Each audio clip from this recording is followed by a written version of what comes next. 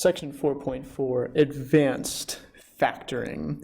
Every time I hear the word advanced, I think of this SpongeBob quote from a really obscure episode where he's like somewhere in the ocean that's just really dark, and he says, "This isn't your everyday darkness, this is advanced darkness." And I just find that hilarious, but you probably have no idea what I'm talking about. Anyway, the point is today we're using advanced factoring techniques to solve problems. So here's the deal. Here's what makes today factoring harder than yesterday's factoring. We have something in front of the n squared that we need to know how to deal with. Yesterday, when we're making our parentheses, our binomials, we could just put n and n in the front, and that was enough because we were just trying to multiply to n squared. But today, I have a 3n squared that I need to multiply to. It's not that much harder, it's just that in addition to finding things that multiply to 4, I also need to find things that multiply to 7, and the whole adding to the middle thing kind of flies out the window because this 3n squared in the front is going to mess with the addition in the middle. Anyway, the point is we need to revert back to guess and check techniques mostly, but we can be smart about our guessing and checking. First of all, what's the only way you can multiply to 3n squared? Well, I need a 3n and I need an n. So I don't really need to guess and check anything there. I know that I'll have a 3n and an n in my parentheses. Second of all, I need to find some numbers that multiply to 4. I can have 2 and 2. I can have 4 and 1. The issue is I could put the 4 here or here.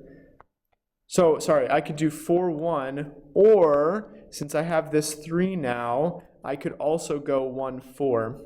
So I need to be a little careful with how I do things. Let's make sure I have the signs right first of all. There are two ways to multiply to a positive 4, and that would be with two positives, as I have had shown here, or couldn't I do two negatives?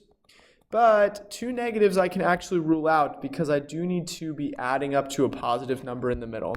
So let's forget about the negatives. I do want two positives, so I'm going to try either this option or this option where I switch the location of the 4 and the 1, or I could have this option where I use 2 and 2. One of these options are the right ones, but I need to get really good at mental foiling so I can figure things out quickly. So let's see what happens here. Here, 3n squared. Here, 3n plus 4n, hey, that's 7n, nice. And then on the back end, 4 times 1 is 4. So I actually stumbled upon the right answer the very first time. That was lucky. Let's just prove that these other three options don't work, that they foil to something that's different than the original problem. This one, I would have 3n squared. I'd have 12n plus n. That would be 13n, and then plus 4 on the back, so that doesn't work.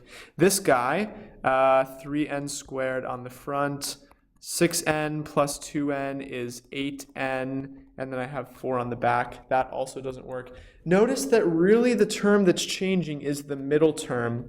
And so if you can think about that, it should help you to take some shortcuts. As long as the middle term comes out right, I've already picked the other two numbers properly, if that makes sense. So let's look at another example. Factor 15x squared minus 2x minus 8. Now this one's going to get a little bit trickier because there aren't just one way of multiplying to 15x squared. I could either have 5x and 3x, or I could have 15x and 1x. Now here's the thing. 15x and 1x is going to create some pretty large numbers, right? When I multiply it by whatever is over here. So let's not test out that option. Let's test out the 5x and the 3x option first. I'm not saying it's not going to be the 15x and the x option, but it just seems like since I have kind of a small number in the middle, probably smaller numbers here is going to be best policy. Now let's see how I multiply to negative 8. I could have negative 4 and 2. I could have positive 4 and negative 2. I could have 1 and 8, or I could have negative 1 1 and negative 8, or I could have negative 1 and 8. And again, I can kind of rearrange where I put that in the problem.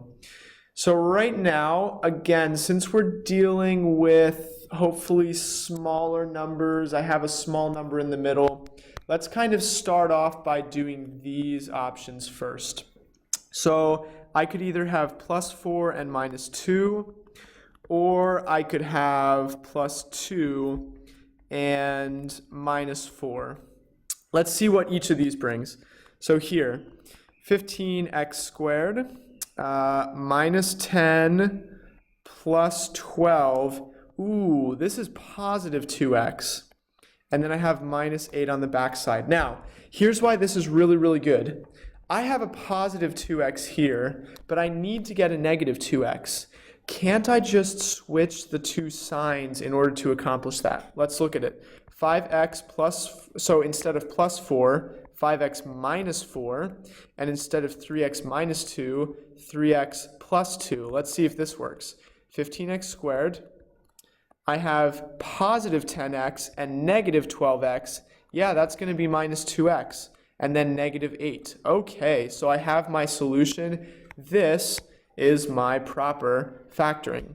Do you see how, since I knew that there was a small number in the middle, I could kind of intelligently pick away from these numbers, which would lead to extreme results? Let's see what would have happened if I had multiplied, say, 15x plus 1 times x minus 8. Like, look, 15x and x, yeah, they multiply to 15x squared. But then 15 times negative 8, like, that's really, really high. That's like over 100. So clearly, there's no way that I'm going to get down to minus 2 in the middle term. So you can kind of intelligently guess and check. And the more you guess and check, the more you'll get used to the patterns. So make sure to practice well for this stuff. Example 3. I only have 2 terms.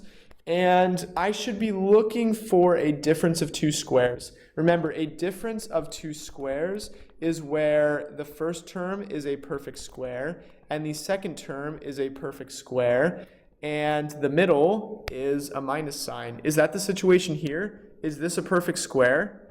Check. Yeah, it is. 2x times 2x is 4x squared. Is this a perfect square? Yes. 5 times 5 is 25. Do I have a minus sign in the middle? Yeah, I do. So this one's actually really easy because I have a pattern. Remember, the pattern for a difference of 2 squares is, if I put the square root here and here of the first term, so the square root of 4x squared is 2x and 2x. In other words, 2x times 2x gives me 4x squared. And then if I put 5 and 5 here, but I need to multiply to negative 25, so let's do plus 5 and minus 5. This will bring me the results I need, and let's see why.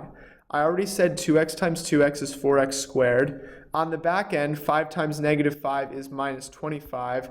What happens to the middle 2 terms? I have a minus 10x, and I have a plus 10x. Don't these go away? Don't they cancel? And that's why I'm left with just 4x squared minus 25. So difference of 2 squares, if you can recognize it, perfect square, minus sign in the middle. Simply do the square roots and put a minus in one binomial and a plus in the other binomial, and you'll get the answers. Easy. All right, I need to tell you about one more difficult kind of problem that we're going to factor. It'll be involving a factoring step before we even factor. Here are some memes that should motivate why we do this. Here's condescending Wonka saying, hey, you didn't do what I'm about to tell you. You just spent way more time than you needed to. Here's Boromir telling me, hey, one does not start factoring without looking for a GCF. So here's the deal. If I can find a greatest common factor, I can factor it out before even beginning. So take a look at example number 4. By the way, this was a triple meme day. That's a big deal. All right, anyway, moving on. Example 4, let's look to see if I can find a GCF. In other words, is there something that goes into each one of these terms? Well, each one of them is even, right? So I can divide each of these terms by 2. In other words, I can distribute out a 2. When I distribute out a 2, I'm left with 9x squared here. I'm left with 18x here. And I'm left with 8 here. Okay, nice. So I distributed things out. I pulled out a 2. At this point, I'm trying to, again, guess and check. Leave the 2 outside. It is taken care of. It's pulled out. 9x squared. I can go 3x and 3x, or I can go 9x and x. Again, since this number is not crazy big, let's maybe stick with 3x and 3x. For 8, I can do 8 and 1, or I can do 4 and 2. Let's start out with 4 and 2. Okay, so I'm foiling these. I have 9x squared. This is plus 6. This is plus 12. Hey, I got it right. Wait, did I? Yeah, that's 18, right? 12 and then 6. Yeah, that adds up to 18. And then I have plus 8 on the back end. Okay, nice. So I guessed it right on my first try. Don't forget, you're not always going to be as lucky as I am. So this is the correct factoring. But sometimes you would have to try other combinations. Like maybe you had started with 3x plus 8 and 3x plus 1. This is not going to work out because look, 9x squared. Sorry, we'll save that for last. I would have 3x plus 24x. Yeah, that's 27x. That's not the right middle term, that 27x. So this is the proper factoring. I happened to guess it right on my first try, again, because I saw a fairly conservative number in the middle, so I picked the less extreme options. It's not always going to work out like that, but it did in this case. Whew. Another long video, guys. Practice makes perfect with factoring. It's very hard to explain this all in one lesson. You need to take the you need to take the bull by the horns and factor well, do lots of practice for this. Always look for a GCF first, something that you can pull out before you begin. And again, it's guess and check from there. I promise it will get easier with time, but you need to put in the heavy lifting for it to get easier. Anyway, that's all I have for you. Thanks for watching this, again, long video. See ya.